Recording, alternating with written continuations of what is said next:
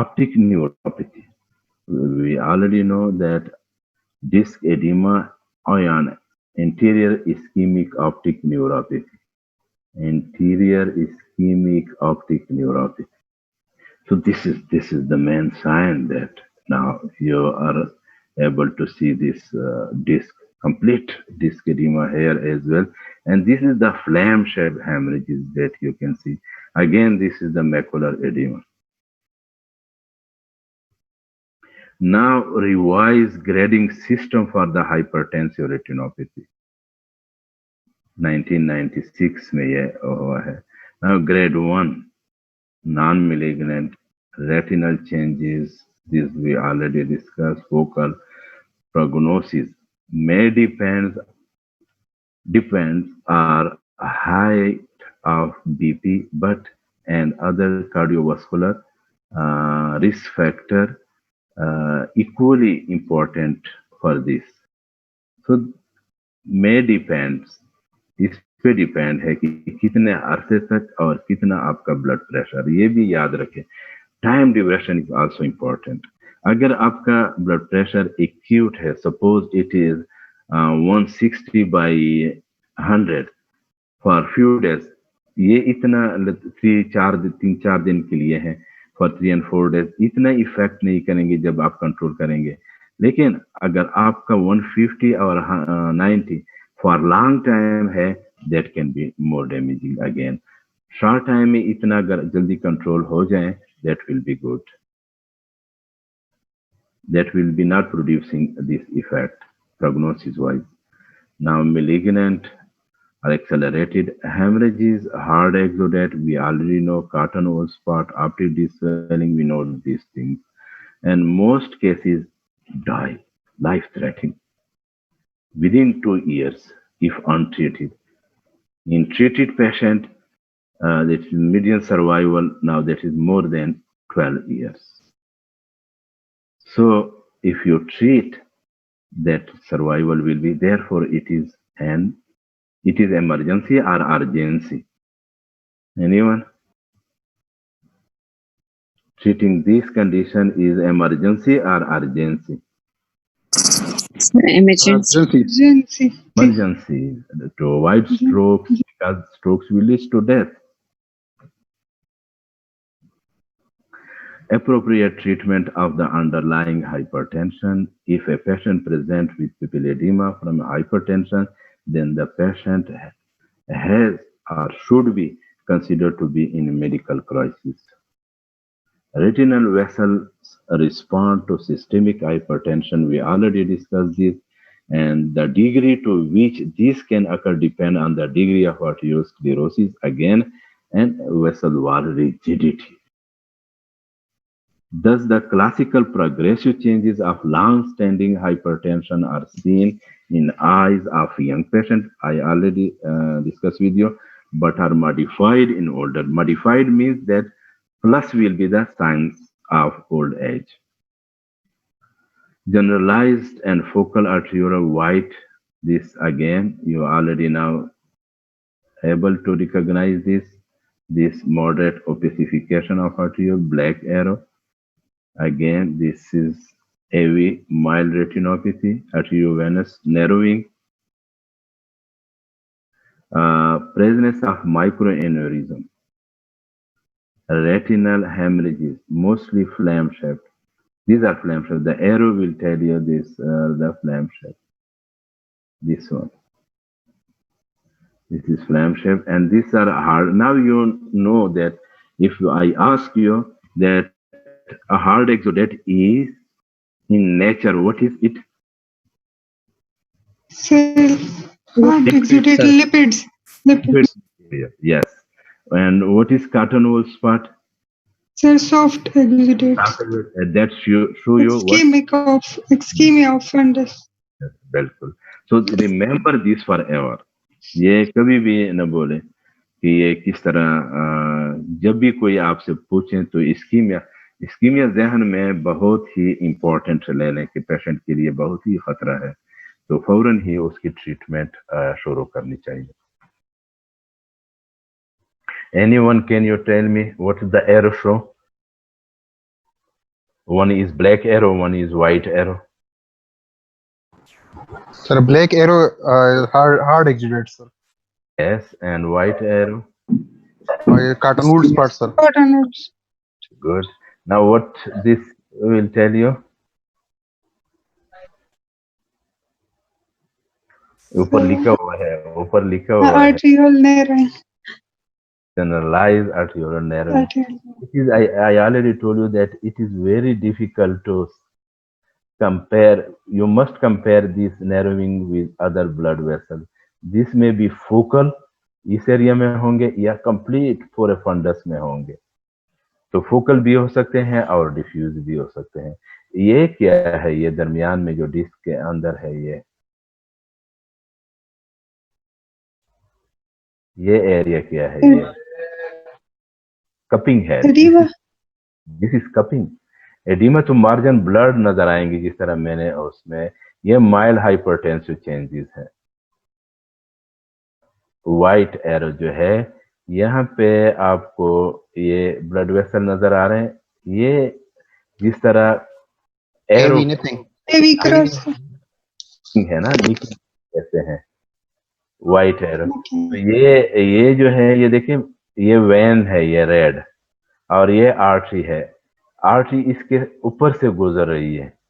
तो यहाँ पे जिस तरह एरो बनती है, इस किस्म की चीज बन गई है. यहाँ पे भी, इसको यह नाम दिया गया है. अगेन यहाँ पे ये क्या है? ऊपर लिखा हुआ है कॉटन वूल्स. Hemorrhages भी था.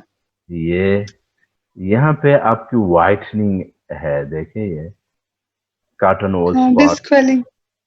ये देखिए, अभी मार्जिन क्लियर है? No sir. अभी Clear. blur है. अभी बिल्कुल इसमें मार्जिन आप रिकॉग्नाइज नहीं कर सकते हैं. तो ये आपके कौन से उसमें आ जाते हैं? Disc swelling and macular star. तो ये कौन से स्टेज में आ जाते हैं ग्रेड में? ग्रेड 4 में. अच्छा,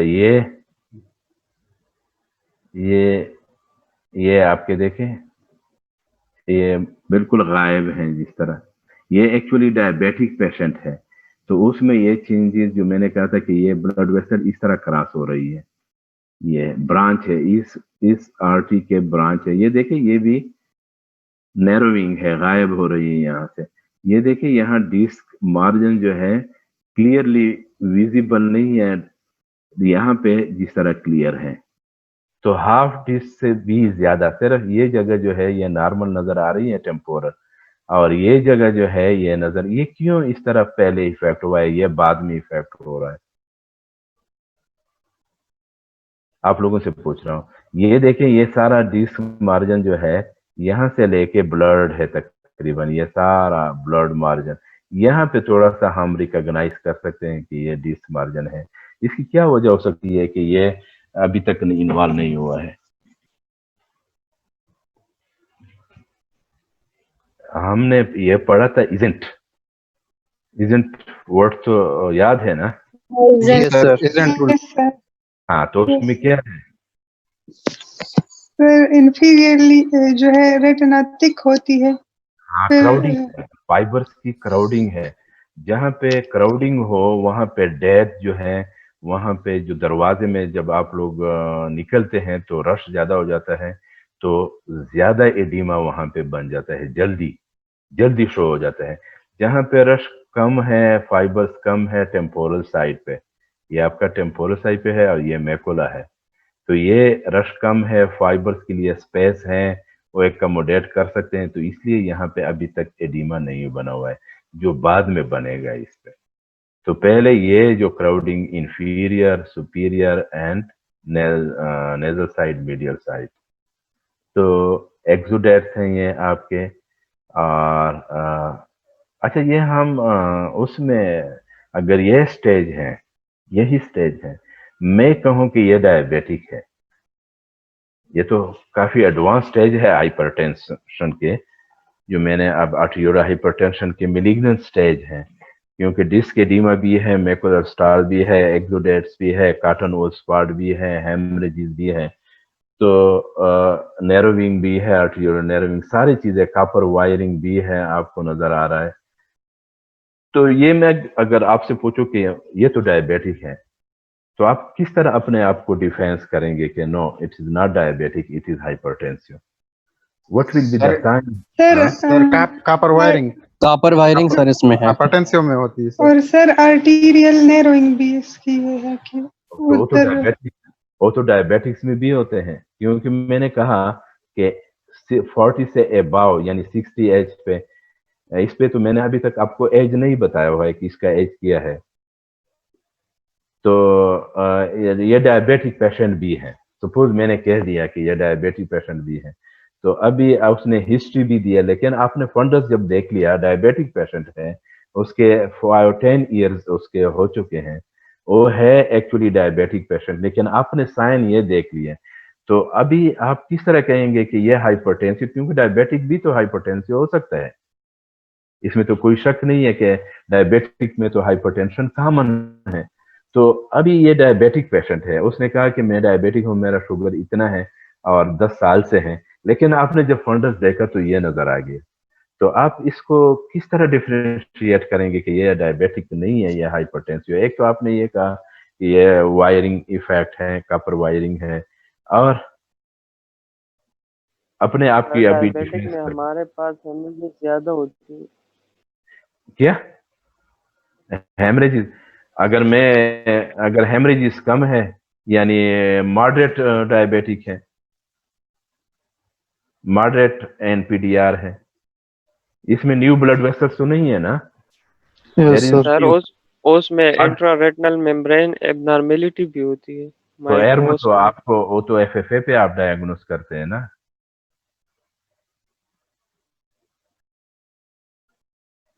तो जो आप डायरेक्टली यहाँ पे डायग्नोस कर ले, कार्टोनोल स्पॉट उसमें भी होते हैं डायबिटिक, उसमें मॉडरेट में, और यहाँ पे भी है। हेमरेजेस मॉडरेट में वहां पे भी है, यहाँ पे भी है।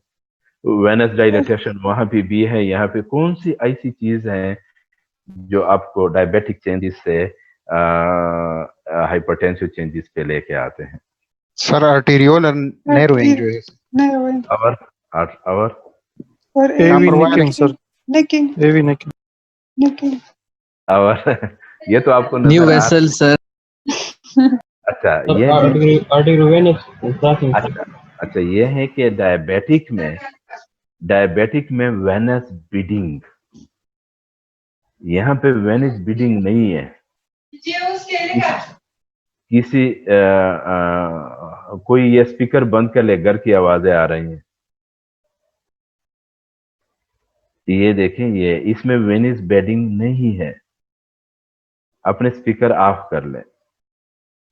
ये तो इतना एक्सोडेट्स आया हुआ है और वेनस बीडिंग भी नहीं है। डायबिटिक में venous beading is more important, that will show you ischaemia. ये भी याद रखें, वेनस बीडिंग डायबिटिक में क्या बताते हैं? इस्कीमिया बताते हैं।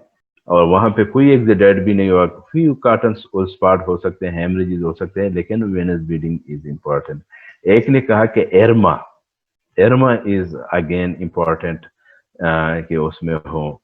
बाकी इट इज वेरी डिफिकल्ट, लेकिन ये सिल्वर वायरिंग, ये क्रॉसिंग जो है, और ये नैरोविंग, डायबिटिक पेशेंट में ये नैरोविंग नहीं होगी, वो क्लियर होगी। हाँ, अगर बहुत ज्यादा एडिमा है तो ये डिसिपियर हो जाएंगे, लेकिन इस किस्म का शक्ल नहीं होगा ये।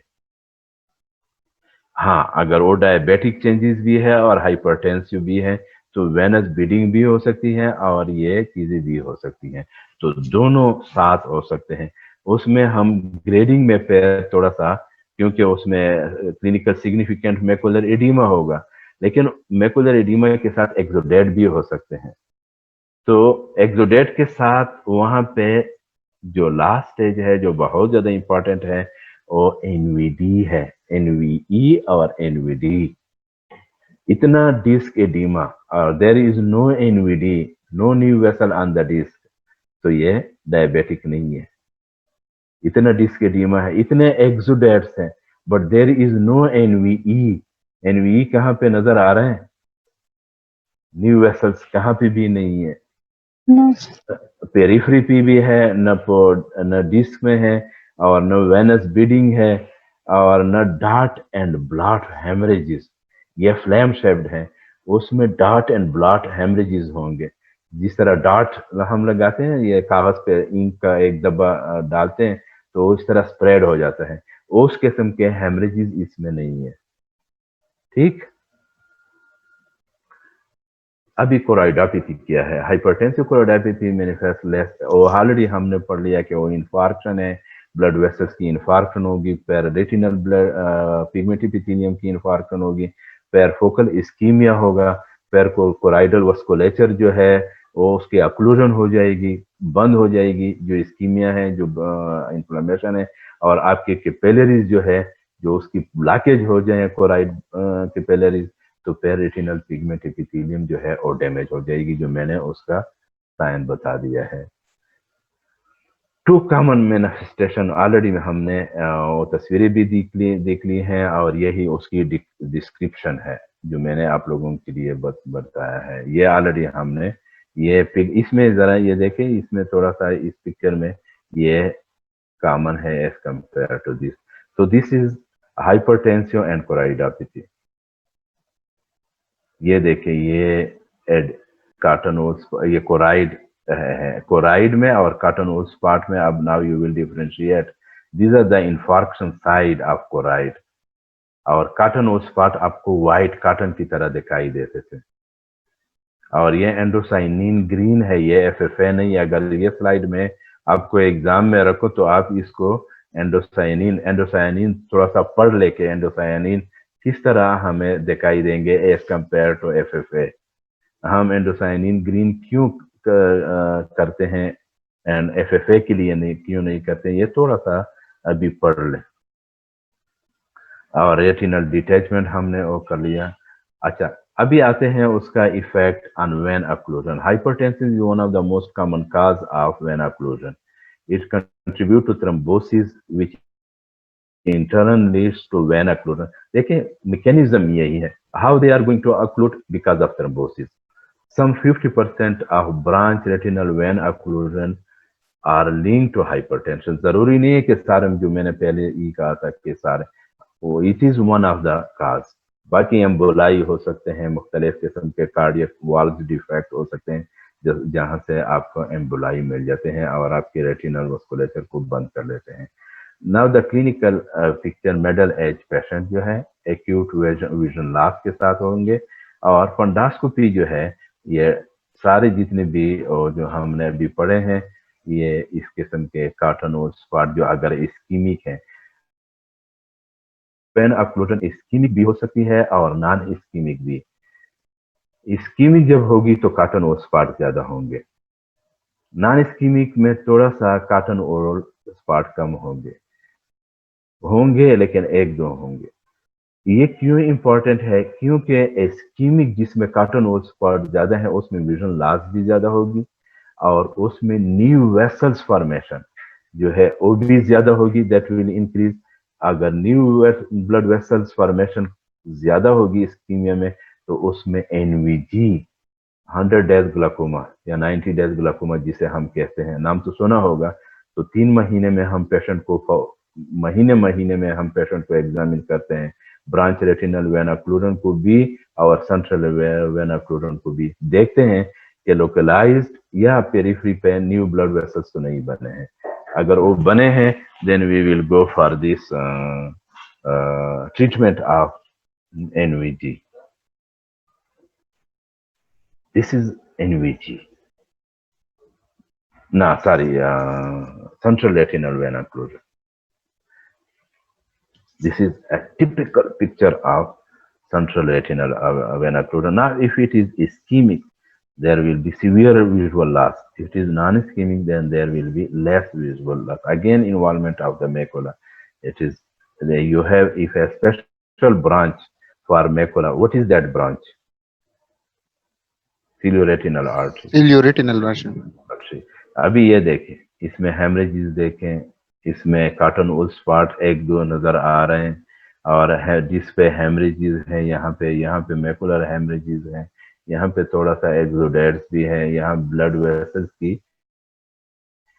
जो नैरोइंग है थोड़ा सा यहाँ पे भी है आपके। ये complete central retinal vena chlorine. Now the clinical picture मुख्तलिफ किस्म की हो सकती है, जिस तरह मैंने कहा कि इस्कीमिक और non ischaemic. Ischaemic vena occlusion have greater chances of retinal new non perfusion, क्योंकि नॉन परफ्यूजन जानते हैं क्या होगा non perfusion?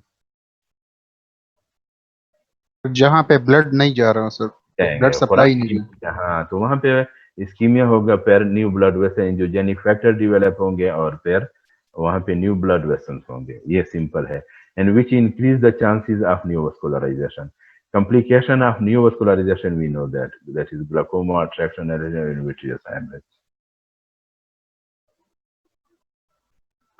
Now, mild, moderate, and malignant hypertension description, systemic association, and management. One more of the following signs: generalized arterial narrowing, we know that. Silver, we already discussed. Now, routine care, close monitoring of the vascular risk factor. Now, exclude diabetes, जिस तरह हमने discuss कर लिया। Close monitoring of the vascular risk, possible indication for hypertension treatment and other risk factor, urgent hypertension treatment. Now different type of studies show that even a diabetic patient with normal blood pressure but having retinal diabetic changes, if you lower the blood pressure, there will be improvement in the diabetic retinopathy change. Some studies show like this. So you will be taking more care of diabetic patient for hypertension. You must, if you deal with a diabetic patient, must ask for hypertension, because even if he is normal tensio, उसका blood pressure normal level पे है, लेकिन थोड़ा सा उसका even 5 mm of mercury, so there will be benefit. Studies show that there will be benefits for him for improvement of diabetic retinopathy or delaying the changes of diabetic retinopathy. Now, management, remember, it is to treat the underlying disease. इसकी वजह से है. In addition, close follow-up for progression and development of complication is necessity. I already discussed with you that today, if a patient presenting with central retinal vena occlusion or branch retinal vena occlusion, it depends on ischemic, non-ischemic changes. And again, we will check this patient and follow for 3 months, because we are afraid that this patient might develop NVG, neovascular glaucoma. So for prevention, for treatment of this, we give the branch retinal vena occlusion and central retinal vena occlusion. क्या देते हैं intravitreal? क्या देते हैं? Avastin देते हैं. Good. Treatment option for neovascularization, we already. Current option includes steroid injection, long that act for 1 month, and laser photocoagulation if blood vessel already there, more new blood vessels are already there, so they will need even both Avastin and laser. So this is the sometimes if there is retinal detachment, so there will be need of surgical treatment. Now, this was the branch retinal vena occlusion. If you go for branch or central retinal, there are a lot of, even there will need to hypertension, you will see this structure, these changes and this follow-up. Retinal arterial macroaneurysm, this is also one of the complications of hypertension. So 50% to 75% of presenting with the retinal arterial macroaneurysm, जो hypertension patient है वो इसके साथ present कर सकते हैं. There is vessel wall. क्या हो सकता है इसके एनोरिज्म के? एनोरिज्म क्या होता है एक्चुअली? सेक है, एक्चुअली स्वेलिंग है, out pouching of the vessel है, जो वीक हो जाते हैं. जिस तरह बैलून को आप हवा देते हैं तो वो वीक होता जाता है. जितना आप प्रेशर देते हैं उसमें एयर डालते हैं तो उसकी थिकनेस जो है वाल की वो थिन होती जा रही है और बर्स्ट हो जाते हैं। सेम ये भी है, अगर इसमें स्वेलिंग है और हाइपरटेंशन जारी है and there are chances to rupture this aneurysm. जब रप्चर हो जाएगा व्हाट विल हैपन, तो विट्रियस हेमरेज, रेटिनल हेमरेज और patient sudden loss of vision के साथ प्रेजेंट कर सकते हैं। इट हैज यूनिलैटरल, अक्सर यूनिलैटरल प्रेजेंटेशन है एंड अफेक्ट क्या women between the age of 50 and 80 with hypertension, associated leakage in the form of exudation, retinal edema and hemorrhages may be observed. Fusiform है और इसमें secular form है retinal aneurysm जो है, and the secular form is more likely to result in hemorrhages while the fusiform type is typically associated with exudation. ये studies show करते हैं हमें। ये है इसका प्रेजेंट है, ये देखिए इसने प्रेजेंट किया है, ये किया है, ये वाइट, ये एक्सुडेट है या exudates, कार्टून स्पॉट्स। ये exudates है सर। इसमें तो इस्कीमिया नहीं होगी ना, तो ये इसकी डिस्चार्ज है, इसके वाल 3 है, यहाँ से ब्लड लिपिड्स निकल आते हैं तो इसके इर्द गिर्द लाइक सर्सिनेट पैटर्न, सर्सिनेट का वर्ड तो सुना होगा, इसका सर्सिनेट पैटर्न की तरह बन रहा है। तो ये सेंटर में आपका माइक्रो और ये लीकेज है इसके। तो इसको हम दो तरीके से, और वो इसकी weakening of the macroaneurysm may result in associated retinal edema and exudation in a sarcinate pattern. Although many patients initially are asymptomatic, macular involvement often leads to visual impairment. अगर ये मैकुला के साथ नजदीक है तो ये एक्सुडेट वहां तक सिचुएटेड है, तो देन विजुअल इम्पेयरमेंट के साथ प्रेजेंट इंपॉर्टेंट है कि शो कर लें। और इसके जो एसिम्प्टोमेटिक रेटिना है मैकुला पे, कभी कभी थ्रेटन कर लेते हैं आपके मैकुला को।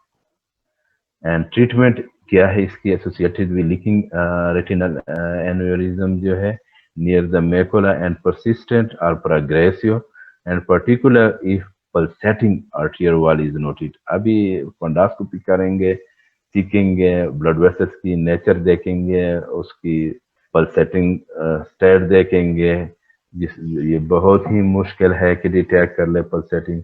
हम वेनस पल्सेशन जो है वो डिटेक्ट कर सकते हैं, खासकर पेपिलोएडिमा में जो वेनस पल्सेशन बहुत ज्यादा इम्पोर्टेंट है। और ट्रीटमेंट ऑप्शन फोटोकोगुलेशन, 2 फोटोकोगुलेशन है हमारे पास, तो उसको कोगुलेशन कर लें या उसको रप्चर कर लें, उसका ब्लड जो है वो विट्रियस में आ जाए और ये खुद ब खुद एब्जॉर्ब हो जाए विट्रियस में। अगर एब्जॉर्ब ना हो जाए then we go for vitrectomy. अभी ये इसका हो गया है मैक्रोएन्यूरिज्म का। नाउ हाइपरटेंशन एंड ग्लाकोमा, ये आपके ग्लाकोमा के वो है, प्रेशर है, you know that, and high BP will cause what, long term high blood pressure increase one किसी के डेवलपिंग ग्लाकोमा, 10 mm इंक्रीज और बोथ सिस्टोलिक, ये चला गया है ऊपर थोड़ा से, ये मुझसे ये रिस्क फैक्टर है, ये हमने नजदीक करने होंगे, मैं कर लूंगा। लेकिन 10 mm इंक्रीज इन सिस्टोलिक और डायस्टोलिक बोथ कैन इंक्रीज। ये देखिए अगर आपका ब्लड प्रेशर नॉर्मल कितना है 120/80, if there is increase in 10 both, यानी 1 चला गया है that is up to 130 and the other to 190, so there are chances that there will leads to increase intraocular pressure up to 0.2 mm. In some book it is written 0.2 to 0.3 and some it is written 0.2 to 0.4 mm of mercury. So 200 pressure will leads to increase over 1 mm of mercury blood pressure.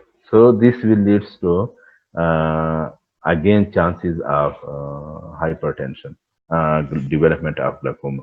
increase of episcleral venous pressure.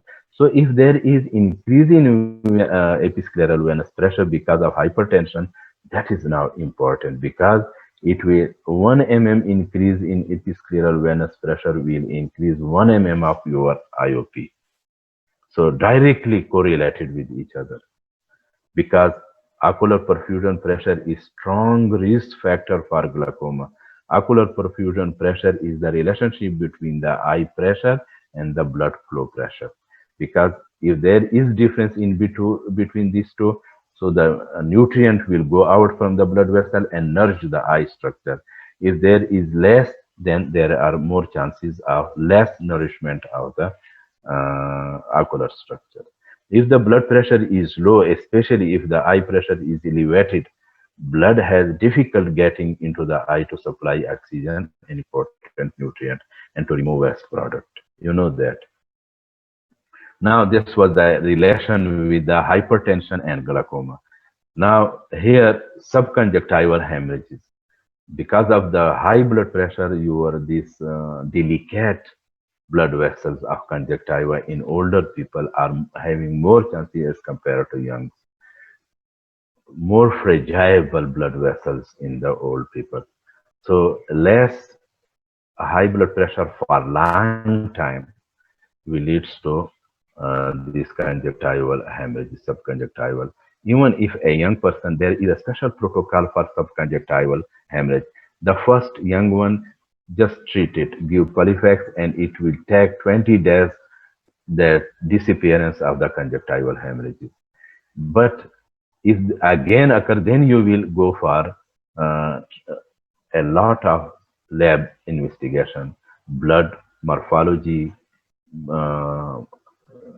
complete blood to exclude leukemia and other blood disorders, hypertension, diabetes. You will go for this workup. If it is one in time, what is the difference between these two? This eye complete. What here I will just, because now we have started off this time. Now what is this and what is the difference between these two eyes? It is the same person or different person? One thing. Huh? Same person or Different person, sir. Acha.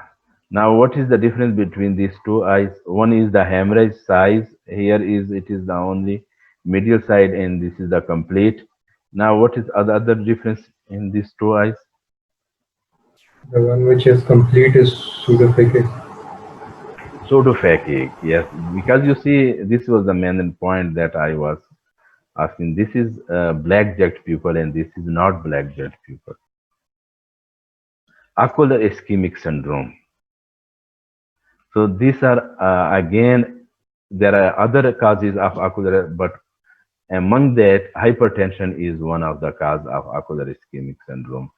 So this again ischemia. Now what will be the sign in the fundus? This is the blood supply. What will be the signs? Sir, cotton wool spot. Now same. What happened is, you see the hemorrhage is here. You see hyphema here. Why? It's because of the new blood vessel that will be developed, and this congestion of blood vessels because of the ischemia of the eye structure. Again, this is ischemic changes, but here it is less and it is more here. And this is again hyphema. This is a recurrent hyphema because of the new blood vessels on the iris because of the ischemic syndrome. Now you see ischemia, whitening. There is no blood vessel. This is whitening of the sclera. See here complete. So this is more ischemia and of this scleral structure. And now this is the ischemic effect of this on the fundus. So you see these multiple hemorrhages, exudates. So this is the ischemic effect. Ocular treatment, again, anti-VEGF है, glaucoma treatment है, systemic medication जो काज कर सकता है, anticoagulant agent जो ischaemic effect कर सकते हैं, उसके hypertension, diabetes, and heart disease, जो मल्टीपल अदर काजेज है अपार्ट फ्रॉम हाइपरटेंशन, आपने वो भी ट्रीट करने हैं।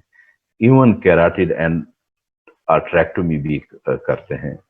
किसी ने हमारे एक ये शाद मोहम्मद साहब जो है उसने कैराटिड आर्टरी सर्जरी की है, प्रोफेसर साहब, बहुत पहले। इंटीरियर इस्केमिक ऑप्टिक न्यूरोपैथी, ये हमारे पास इम्पोर्टेंट वो है, and I think it is the last one. Anterior ischaemic optic neuropathy, ये दो किस्म के हैं, non ischaemic anterior optic neuropathy और इस्कीमिक ऑप्टिक न्यूरोपैथी। इन इस्कीमिक ऑप्टिक न्यूरोपैथी ये ओल्ड एज में जो बहुत पेनफुल कंडीशन के साथ प्रेजेंट करते हैं, और उसकी हिस्ट्री में यह है कि जब भी वो कम्बिंग करते हैं, कंघी करते हैं अपने हेयर्स के, तो उसकी स्किन थोंकती के उस इस्कीमिया है, आर्टराइटिस होता है, इन्फ्लेमेशन हो जाता है आर्टरी का, तो उसमें पेनफुल कंडीशन है जो इस्कीमिक है, ischaemic optic neuropathy. Non ischaemic anterior optic neuropathy में इतने पेन्स, कम्बिंग के साथ, हाथ उठाने के साथ ये पेन नहीं होते।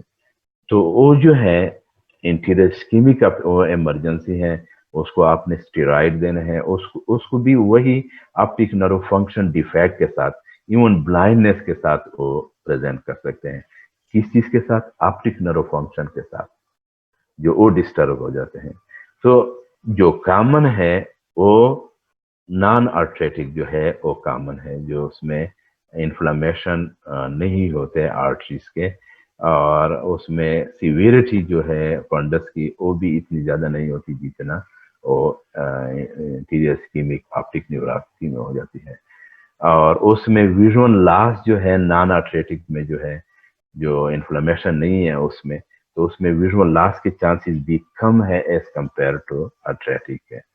आयन और ये आर्थरेटिक जो है एन इन्फ्लेमेटरी डिजीज है आर्टरीज के, और बहुत ज्यादा पेनफुल होते हैं, और इसके साथ और साइंस भी होते हैं जो एजिड लोगों में अक्सर होते हैं। इसमें एथेरोस्क्लेरोसिस ऑफ ब्लड वेसल्स हो जाती है, लेकिन hypertension is also one of the cause. Non arteritic AION abbreviated as N AION है, और समटाइम्स सिंपली एज दिस। तो एक अगर ये लिखी हुई तो आप ये समझे कि ये यही है, अगर इसके साथ ये लिखा हुआ है तो ये आप समझे कि ये सारी ये। तो ये सिंपल आपको नॉन आर्थरेटिक प्रेजेंट करते हैं और ये आर्थरेटिक प्रेजेंट करते हैं। अच्छा, इंटीरियर इस्केमिक ये जो मैं अभी is a sudden loss of vision, दोनों सडन लॉस ऑफ विजन के साथ प्रेजेंट करते हैं, लेकिन इसकी में सीवियरिटी कम है और उसमें ज्यादा है। तो an interruption of blood flow to the optic nerve head, it is common in crowded optic nerve head. ये क्राउडेड है या ये क्राउडेड है, कौन से में कॉमन होगा? ये ऊपर मैंने लिखा हुआ है, तो ये नॉर्मल है, ये क्राउडेड इतना नहीं है, क्योंकि ये डिस्क लार्ज है एज कंपेयर टू दिस, ये क्राउडेड है, तो इसमें ज्यादा चांसेस हैं कि इसमें विजुअल जो फाइबर्स है ऑप्टिक नर्व के वो ज्यादा डैमेज हो जाए बनिस्बत इसके। ये भी नॉर्मल है, लेकिन इसके जो डिस्क में अरेंजमेंट ऑफ फाइबर्स हैं वो क्राउडेड है। Hypertension is one of the cause इसमें वो है, और diabetes is also one of the cause उसके वो है। Visual acuity may remain only moderately impaired इस कंडीशन में। A few cases of non-arthritic present with total loss, बहुत ही रेयरली टोटल लॉस के साथ प्रेजेंट करते हैं। One must exclude arthritic that is associated, जो मैंने कहा कि पेनफुल कंडीशन है, पेनफुल जॉ मसल्स, इवन खाना खाते वक्त भी उसको दर्द होते हैं। स्कल्प टेंडरनेस, जो मैंने कहा कि कंघी लगाते वक्त भी, कम्बिंग के साथ भी थोड़ा सा सर को हाथ लगाएं तो उसको दर्द हो जाता है। Unilateral weight unintentional weight loss और फैटीग, माइल्जिया, माइल्जिया कहते हैं पेनफुल, जब उठते बैठते हैं तो उसको सख्त दर्द होते हैं मसल्स की वजह से, and loss of appetite. Myalgia muscle pain के साथ, क्योंकि जब वो उठते बैठते हैं तो बॉडी के मसल्स भी दूसरे मसल्स इन्वॉल्व होते हैं, और इसके ट्रीटमेंट क्या है? Corticosteroid. Visual acuity can improve up to 6 months and not after that. एंटी-VEGF इंट्राविट्रिनल इंजेक्शन ऑफ एरिथ्रोपोइटीन में ये भी काम कर सकते हैं, जो बहुत ज्यादा एक्सपेंसिव है। ऑप्टिक नर्व डिकम्प्रेशन हम ये करते हैं यहाँ पे। ऑप्टिक नर्व डिकम्प्रेशन सर्जरी ये भी एडवाइस करते हैं, जो कॉम्प्लिकेटेड सर्जरी है।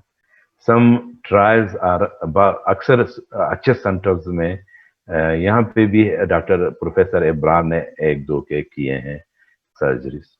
सम आर जो काफी सक्सेसफुल थे। Some are share trials are in process. Researchers are using a synthetic RNA that block capsid। ये इंजाइम है capsid-2।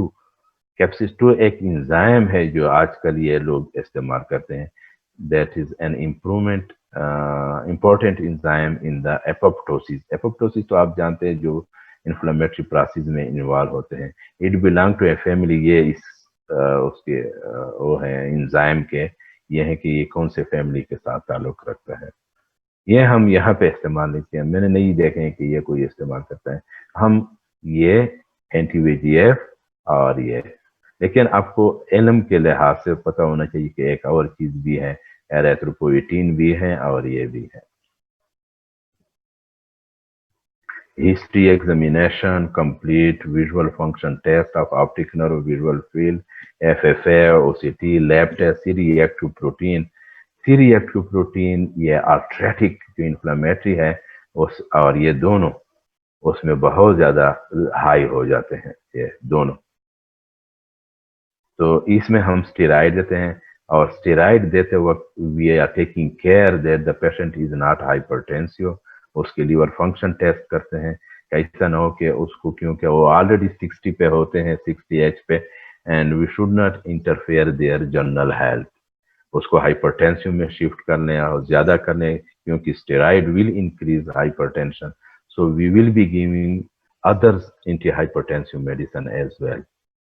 So this is general, क्योंकि steroid will also bones, so support your treatment. Remember, we use word support your treatment along with steroid.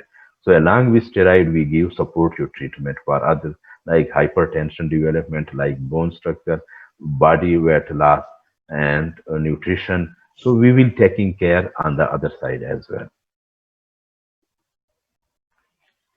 ये देखें, these are the non-arthritic। ये यहाँ पे जो appearance 1 week में है या 2nd वीक में है या 4 वीक में चेंजेस आ रहे हैं, और ये 2 months में है, और ये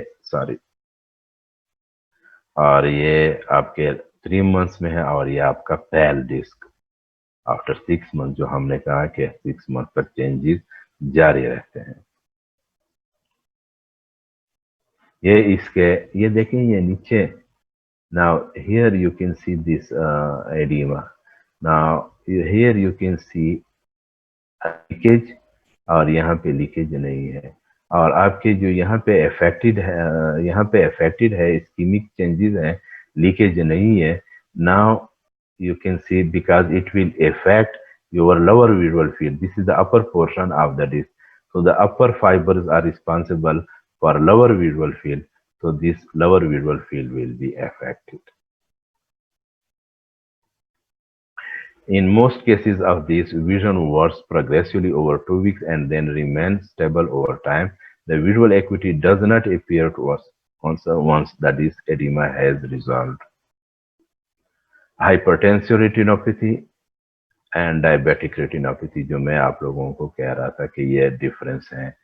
Dry retina, wet retina, few hemorrhages, multiple hemorrhages, rare edema, extensive edema, rare exudate, multiple cartonal spot, few cartonal spot, flame shaped hemorrhage, rare flame shaped, उसमें हमने dark blot hemorrhages का है, और visibly abnormal retinal arteries, और यहाँ पे visible abnormal retinal vein, जो मैंने कहा कि उसमें बीडिंग और ये चीजें, एबनॉर्मेलिटी क्या होती है, बीडिंग जो मैंने कहा और एबनॉर्मेलिटी है। तो ये दोनों एक पेशेंट में हो सकते हैं। ये वही पिक्चर है जो मैंने यहाँ पे दोबारा होती है। ये इसके जो आप लोग कह रहे थे कि ये क्रॉसिंग इफेक्ट जो है, ये साइंस के नाम जो मैंने दिए हैं, ये देखें यहाँ पे थोड़ा सा डिसअपियरेंस है यहाँ पे, लेकिन इसके कन्वेक्सिटी है।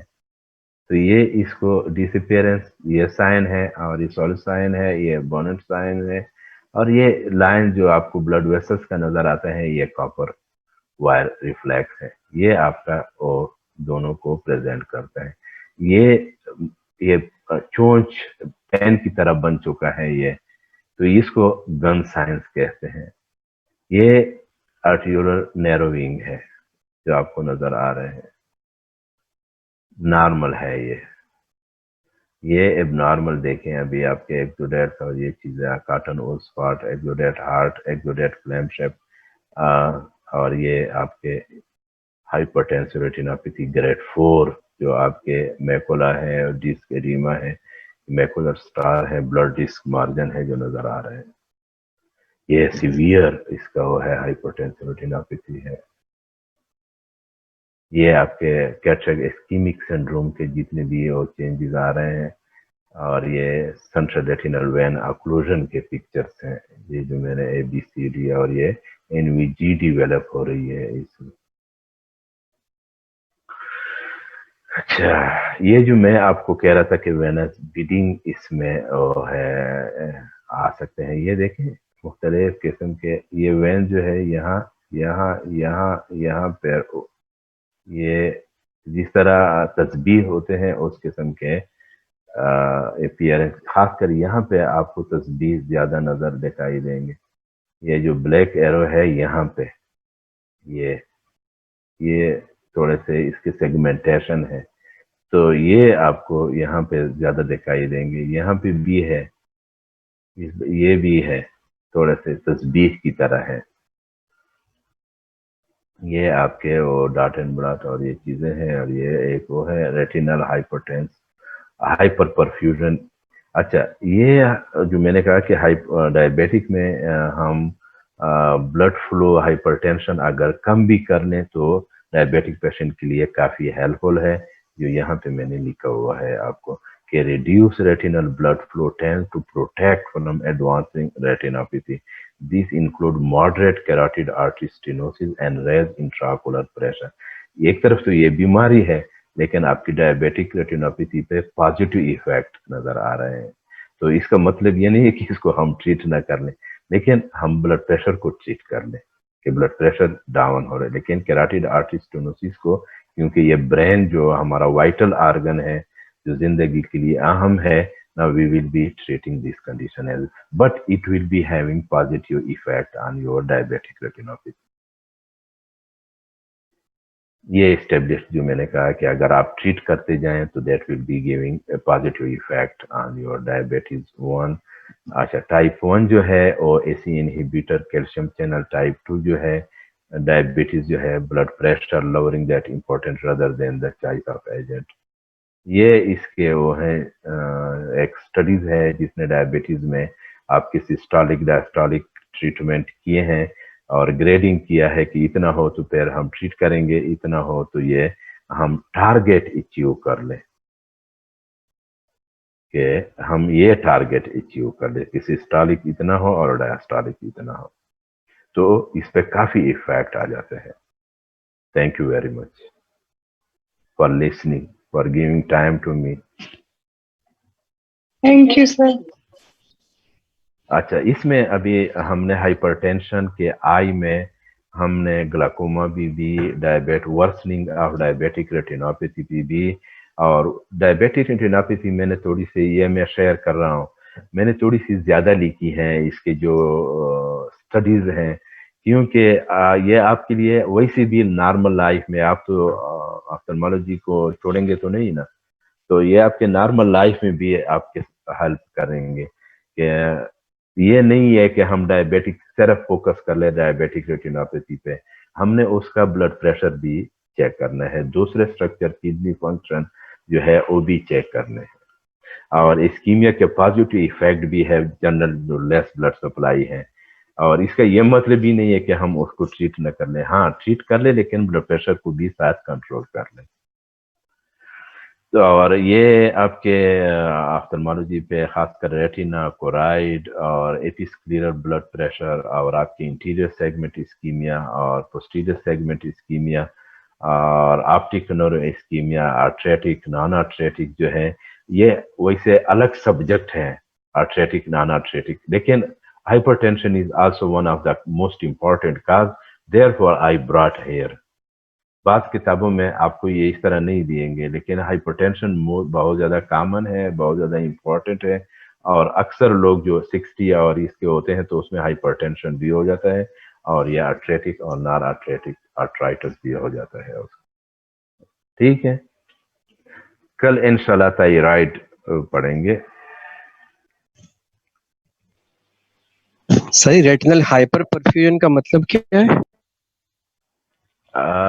परफ्यूजन का मतलब यह है कि आपका सपोज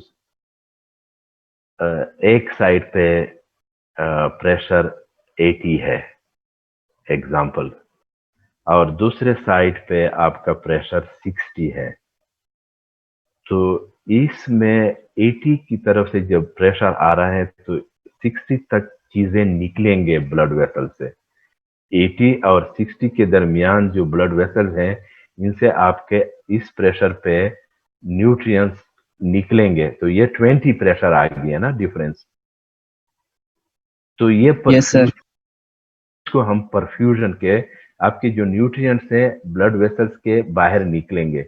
हाँ, अभी वेन्स में है, टिश्यू में प्रेशर कम है, ये तो ब्लड वेसल्स में प्रेशर है, एक तरफ 60 है और दूसरे पे 80 है, तो 80 से फ्लो आ रही है, तो 80 से लेके 60 तक जो प्रेशर है इस दरमियान में, इससे न्यूट्रिएंट्स निकलेंगे। अभी ये टिश्यू में तो प्रेशर कम है, वो तो एकोमोडेट करते हैं। जो टिश्यू में प्रेशर है, अगर वो डिफ्यूजन के थ्रू वो एब्जॉर्ब करेंगे तो वो 60 से जब लो जाएगा, 80 और 60 के दरमियान तो चीजें निकल आ रही हैं, लेकिन जब 60 से लो ब्लड वेसल्स हैं जो उसमें प्रेशर लो है, तो उस चीजें जो हैं उसमें वेन्स जो है उसमें जो उसका एनाटॉमिकल स्ट्रक्चर है, तो उसमें चीजें एब्जॉर्ब हो जाएंगी, जो वेस्ट प्रोडक्ट है bye diffusion, by active transport, तो वो ब्लड वेसल्स में दोबारा चली जाएंगी, जो वेस्ट प्रोडक्ट है, जिसकी कंसंट्रेशन अगर ज्यादा है टिश्यू में तो डिफ्यूजन कर लेंगे आर्ट वेन्स में, और जिसकी प्रेशर ज्यादा है तो थ्रू प्रेशर और सेलेक्टिव एक्टिव ट्रांसपोर्ट के थ्रू वो ब्लड वेसल में वापस चले जाएंगे फ्रॉम द टिश्यू। लेकिन परफ्यूजन प्रेशर ये है कि जिस प्रेशर पे आपके न्यूट्रिएंट्स जो है वो बाहर निकल आते हैं, खुराक आपको वो मिलता है। अगर परफ्यूजन प्रेशर ज्यादा है ज्यादा है तो आपके न्यूट्रिएंट्स नहीं मिलेंगे और आपको खुराक नहीं मिलेगा, और जब खुराक नहीं होगा तो इस्कीमिया डेवलप होगा।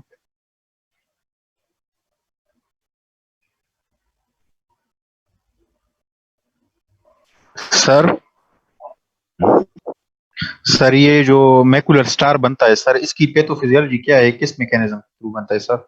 ये क्या स्ट्रक्चर है, इसके स्ट्रक्चर एनाटॉमी क्या है, फाइबर्स अरेंजमेंट किस तरह है इसके मैकुला के, ये तो आप मुझे बताएंगे। एनाटॉमी क्या है, फाइबर्स के अरेंजमेंट के थ्रू ये तरह बनते हैं। मेरे को ये स्टार दूसरी जगहों पे क्यों नहीं बनते?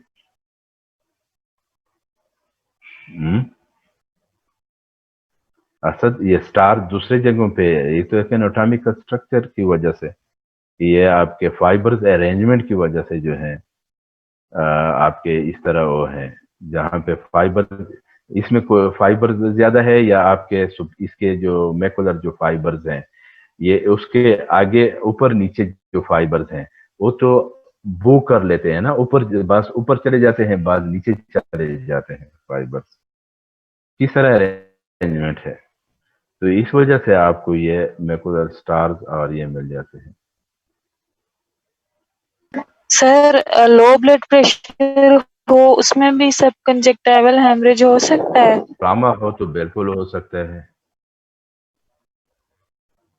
सर नहीं, ट्रॉमा ना हो तो हो सकता है, उसको ब्लड डिसऑर्डर हो सकते हैं, लेकिन हाइपरटेंशन जो हमने कहा कि रप्चर कर लेंगे, उसमें चांसेस कम है।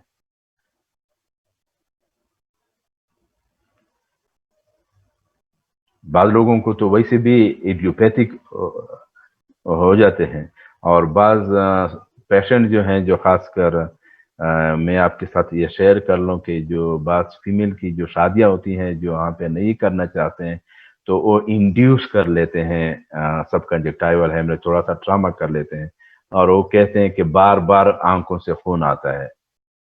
तो आते हैं काफी, जब हम उसकी डिटेल में चले जाते हैं तो फिर उसको पेरेंट्स को इनडायरेक्टली, डायरेक्टली नहीं है कि ये इस तरह है, अगर वो कर लेंगे तो मार डालेंगे उसको।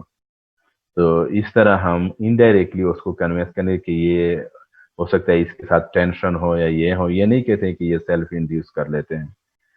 तो बाद लोग सेल्फ इंड्यूस, बाद एडियोपैथिक भी सब कंजक्टाइवल हेमरेजेस होते हैं, लेकिन ब्लड सर प्रेशर जो रिकरेंट होते हैं वो डेंजरस होते हैं। तो ये मैंने इसके साथ कह दिया ना कि now you will go, if it is recurrent then you will go for workup. तो इसलिए तो वर्कअप होनी चाहिए कि ऐसा ना हो कि अपार्ट फ्रॉम हाइपरटेंशन कोई और काज हो। अच्छा, ये जो परफ्यूजन प्रेशर के बारे में, chronic ocular hypoperfusion secondary to ipsilateral atherosclerotic stenosis of more than 90%, resulting in 50% reduction of ipsilateral perfusion pressure. It is unilateral in 80%. So ये जो है रिडक्शन है।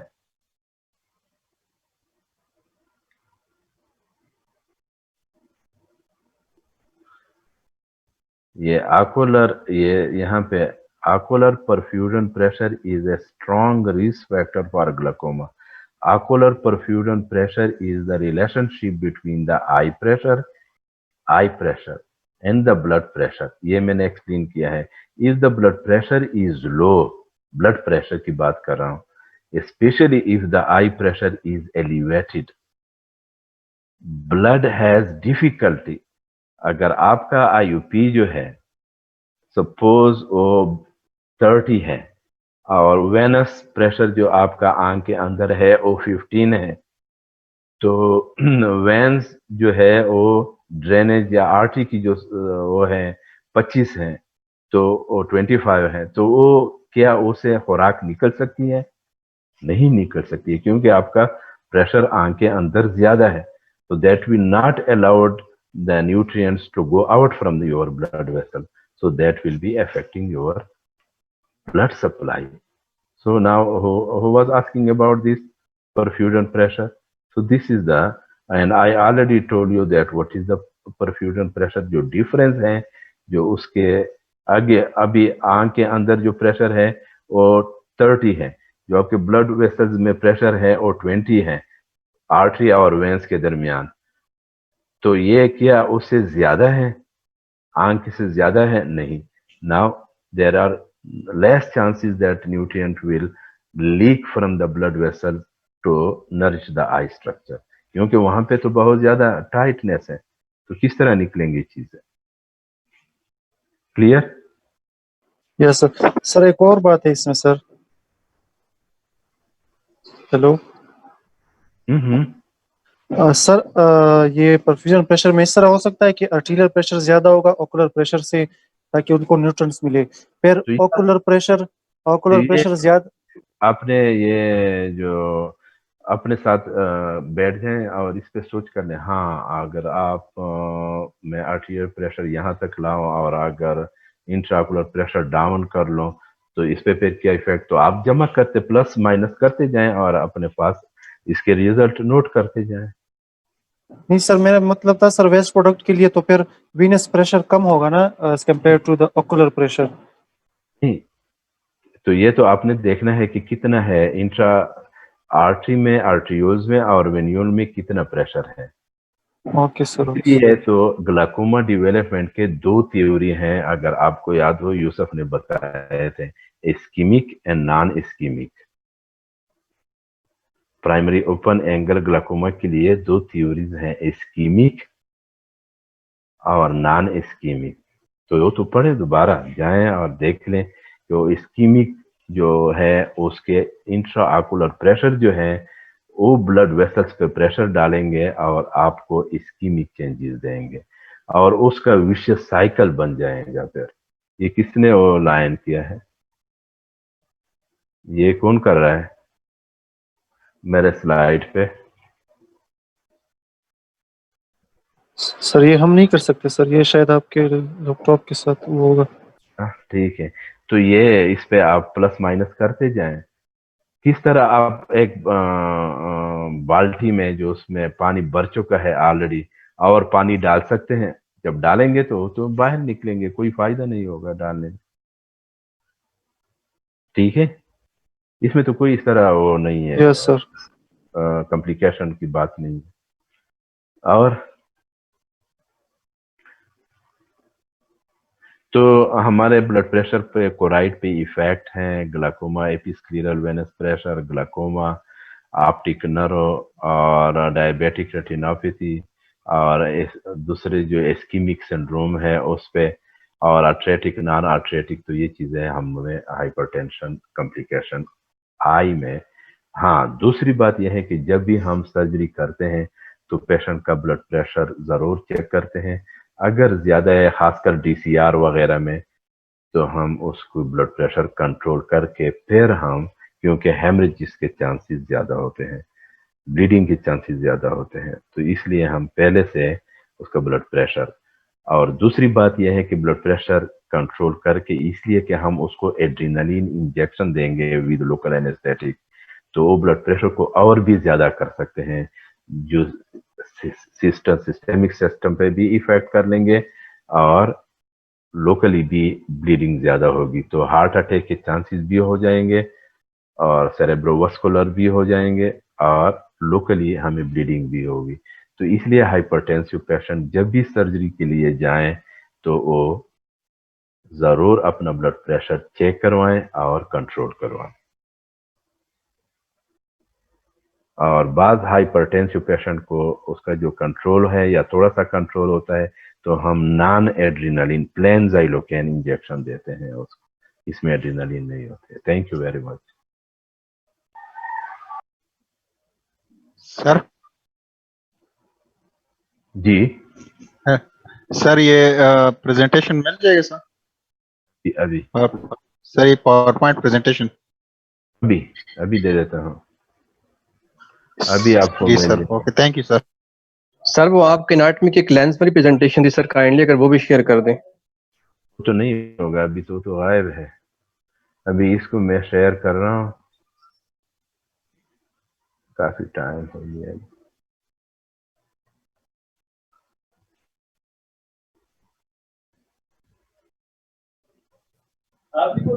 सर